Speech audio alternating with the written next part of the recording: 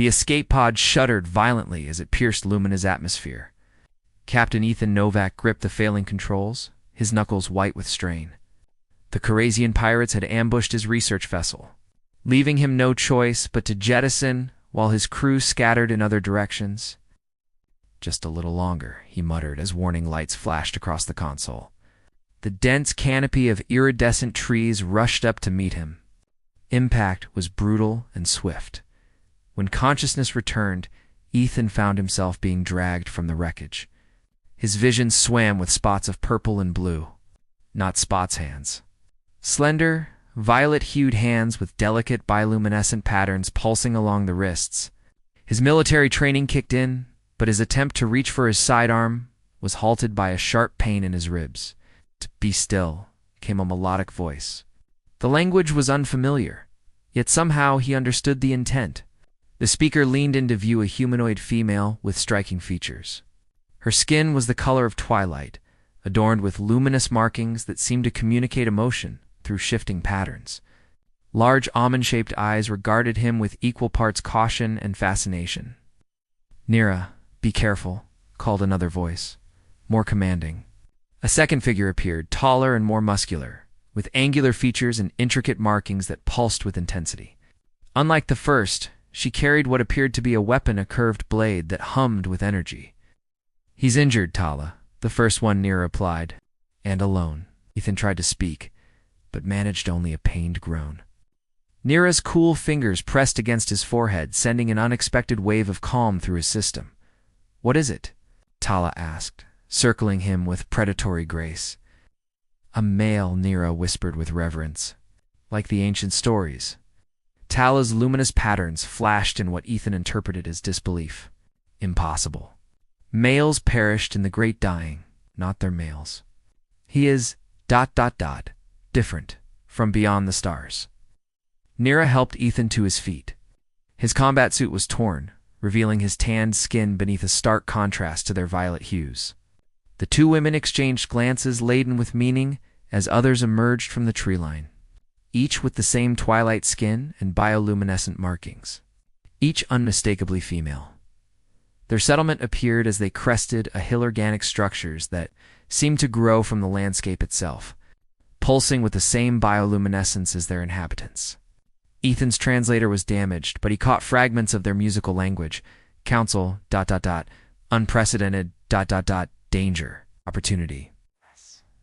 As night fell, Ethan found himself in a healing chamber, his wounds being treated by Nira's gentle hands.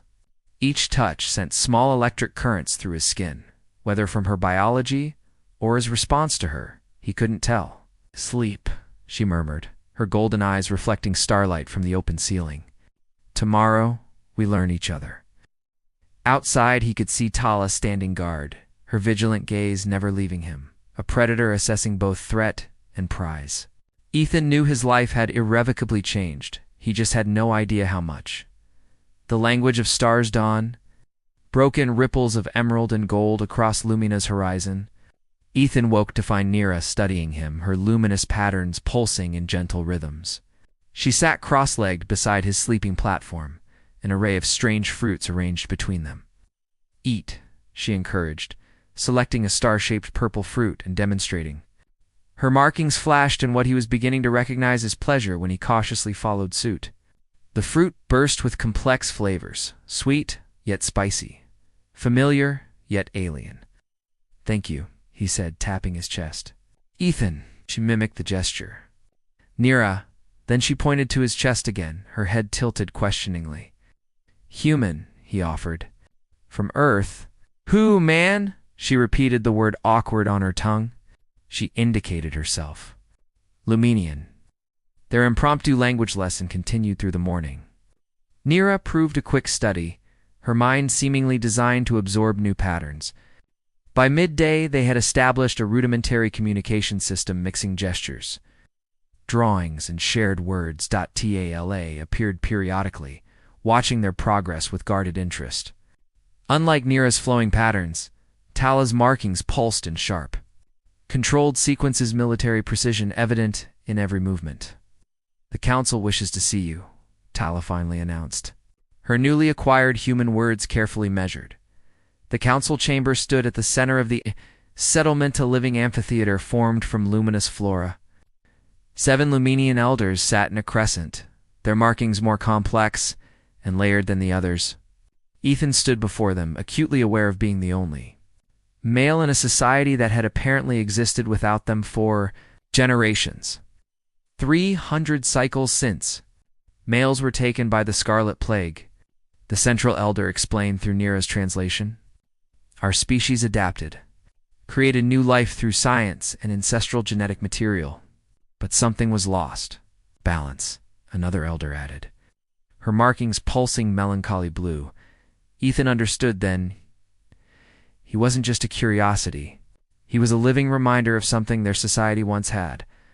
The implications hung heavy in the air that evening. Nira showed him their knowledge archives, crystal matrices, storing centuries of Luminian history.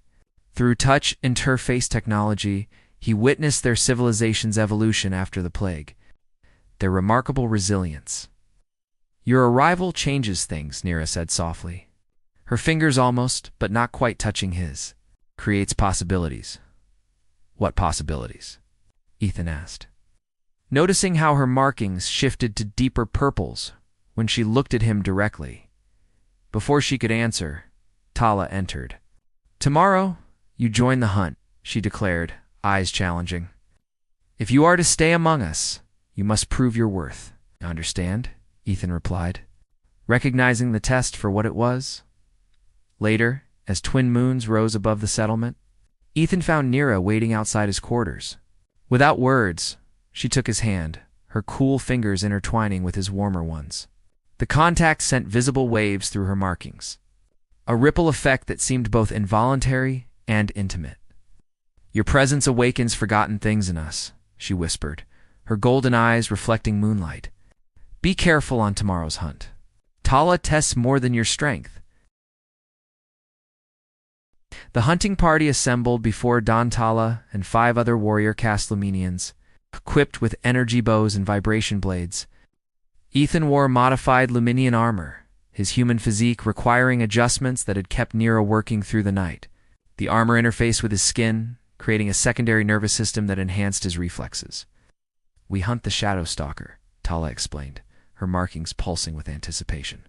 Apex predator. Dangerous, but its heart crystal has powerful properties. The jungle thickened as they ventured deeper, bioluminescent flora dimming as though sensing danger. Ethan noted how the warriors moved, fluid, coordinated, communicating through subtle pattern shifts rather than words. He adapted quickly, earning reluctant nods from the party. You learn fast for a male, one warrior named Dessa remarked. The first words spoken in hours. On Earth. I was a ranger before becoming captain, Ethan replied. Tracking, hunting these skills translate between worlds. Tala signaled a halt, her markings suddenly muted. Ahead, the undergrowth rustled with deliberate movement. The Shadow Stalker emerged, massive. 6-limbed predator with light-absorbing fur that created a visual void in the colorful jungle. Its multiple eyes fixed on the hunting party with ancient malice. Hold formation, Tala commanded, as the creature charged. The hunters scattered strategically, but the beast was cunning, isolating Dessa from the group. Ethan reacted instinctively, tackling the warrior clear as massive claws shredded the space she'd occupied. He rolled to his feet, drawing the creature's attention, while Tala circled behind. Now, Ethan shouted. Tala's energy arrow struck true, but only enraged the beast. It lunged toward Ethan, who stood his ground, waiting until the last possible moment before diving aside. The Shadow Stalker's momentum carried it into a natural pit Ethan had spotted earlier. Before it could recover, he plunged his vibration blade into its vulnerable underside. The creature's death cry echoed through the jungle. Silence followed, broken only by the gradual return of bioluminescence around them. Tala approached slowly, her markings pulsing with what Ethan now recognized as respect. You fought well. Thought beyond strength. Extraction of the heart crystal was ceremonial, each hunter participating. When Ethan's turn came, the crystal pulsed brighter, responding to his touch in a way it hadn't with the others. Interesting, Tala murmured, standing close enough that their armor interfaces created feedback loops. Sending pleasant currents across Ethan's skin, the hunting party returned triumphant, the settlement celebrating their success with a feast. Nira sought Ethan out, her relief evident in her brightened patterns. "You are unharmed," she said, fingers tracing a scratch on his face with intimate concern across the gathering. Tala watched them, her own markings shifting through complex emotions. Later, she approached Ethan alone. Her usual guardedness softened. "You saved Dessa, fought with honor." She placed her hand over his, sending deliberate pulses through her markings that transferred directly to his nervous system. "There is much more I would teach you about Luminian ways." Ethan found himself caught between two gravitational fields, Nira's gentle wisdom and Tala's fierce intensity. Both awakened something in him that transcended the boundaries between their species. "The ancient temple," Nira interrupted, approaching with purpose.